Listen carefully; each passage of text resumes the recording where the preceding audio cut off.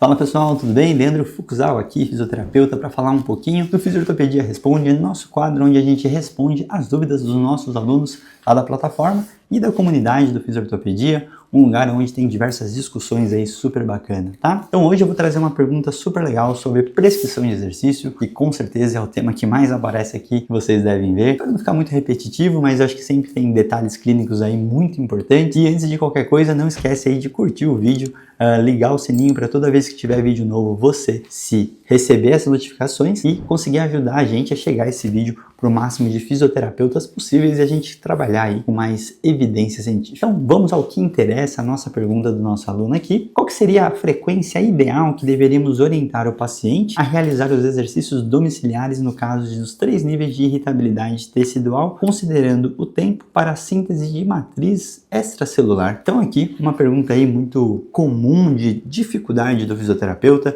Ana Maria Siriani tem alguns estudos e fala bastante sobre esse assunto, que são a prescrição de exercícios domiciliares, exercícios para casa. Então, nessa hora, a gente tem um tema muito quente aí, que eu acho que é muito negligenciado e com certeza por isso a Ana Maria acaba falando muito aí desse assunto, tá? Então, esse é aquele tema que particularmente o fisioterapeuta sempre reclama do paciente, mas ao mesmo tempo ele também negligencia na sua prática clínica. Porque, na realidade, esse assunto tem muito a ver com comportamento, né? Então, nessa hora que eu estou fazendo uma prescrição, prescrevo para o paciente que ele realize algo fora, né, do meu consultório, eu preciso entender que para ele ter essa autonomia, essa independência e fazer o que eu acredito que vocês tenham chegado, né, em uma conclusão bacana e em conjunto, a gente realmente precisa conseguir ter estratégias comportamentais para fazer isso. Então, eu sei que a pergunta foi sobre frequência e em relação aos níveis de irritabilidade, mas antes de falar dessas questões, a gente precisa de falar como que o paciente faz essas atividades. Então, para isso,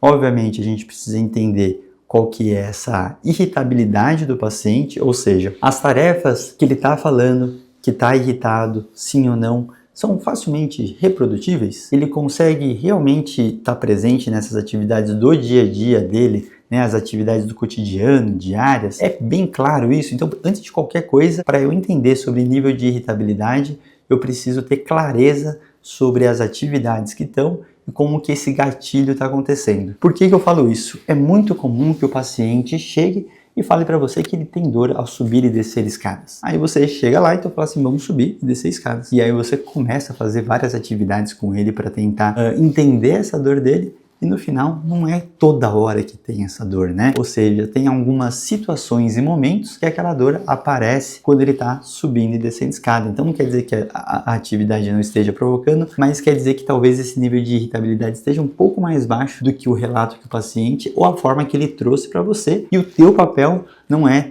trocar informação, mas sim confirmar se o que ele está falando é realmente como está acontecendo, né? Então, organizar essas ideias das queixas do paciente é realmente um dos grandes desafios que a gente tem, porque organizar histórias, eventos, ela tem um certo trabalho e a gente precisa ajudar o paciente a entender um pouco melhor, que já é o primeiro passo que a gente precisa fazer. Se a gente entendeu que sim, se ele estiver num grau de alta irritabilidade, e de novo, se é facilmente provocável, eu preciso tentar arranjar estratégias de movimentos que não provoquem ou não irritem frequentemente essa dor. Caso seja uma atividade muito frequente dessa pessoa, a gente tem normalmente essas estratégias de modificação de sintoma que a gente chama, né? Aqueles strapzinho patelar, aquela joelheira, né? Uma bandagem ou outra do Mulligan mais rígida, né, obviamente, a gente tem várias dessas estratégias para fazer essa modificação de sintoma. Ou seja, a ideia é tentar fazer com que aquele ciclo de dor e movimento se quebre para a gente poder que o paciente faça essa atividade sem grandes medos, tá? Maravilha! Se a gente conseguir encontrar isso sim ou não, é uma parte importante, ele vai aumentar um pouco essa quantidade que o paciente consegue fazer e aí, naturalmente, a gente vai conseguir entrar um pouco mais nessa questão. Esse detalhe da matriz extracelular é uma pergunta importante, é um detalhe, né, fisiológico, mas particularmente durante toda essa situação que a gente está falando aqui, dificilmente é uma variável que a gente vai saber o que está acontecendo ou como que está sendo respondido perante aos nossos estímulos. Então, particularmente, é uma questão teórica, fisiológica, mas a gente não consegue transpor tão claramente assim para o nosso dia a dia dentro das nossas intervenções fisioterapêuticas, tá?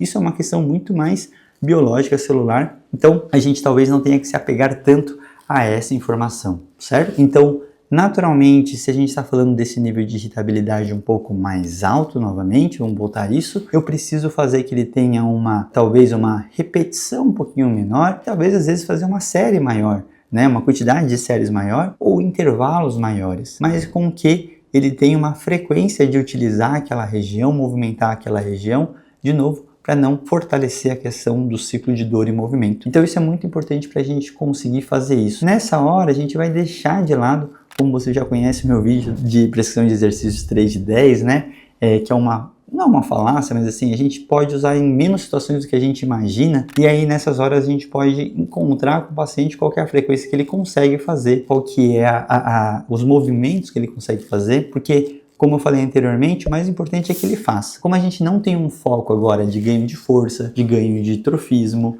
de ganho de alguma coisa específico, a periodização propriamente dita, que é para isso que serve, né, os 4 de 10, 3 de 10, essas situações, ela pode deixar ser um pouco de lado, que o que eu quero é quebrar o desuso daquela região, e estou falando do grau de irritabilidade mais alta porque as situações um pouco mais difíceis, né? E aí, obviamente, transpor isso para um grau moderado ou baixo vai sempre facilitar, e de novo, se você quiser, principalmente no grau de irritabilidade baixo, fortalecer essa ideia e principalmente conseguir tirar o raciocínio de dor estar relacionado à lesão, eu consigo naturalmente facilitar que ele utilize um pouco mais em situações cada vez mais corriqueiras, sem ele ter um medo. Então, entra num segundo outro tópico que eu acho que é muito importante, que é quais que são as crenças do paciente relacionadas ao movimento que ele tem, para você poder trabalhar a crença, a educação do paciente sobre questões limitantes sobre por que movimentar sim ou não. Isso é extremamente importante e muitas vezes talvez tenha até que fazer antes do que eu falei anteriormente em relação à frequência, né, e tudo mais, dose, e a parte da educação ela vem se mostrando cada vez mais como esse chão aí para qualquer terapia ativa, porque a pessoa deixa de se movimentar por entendimentos e crenças que ele tem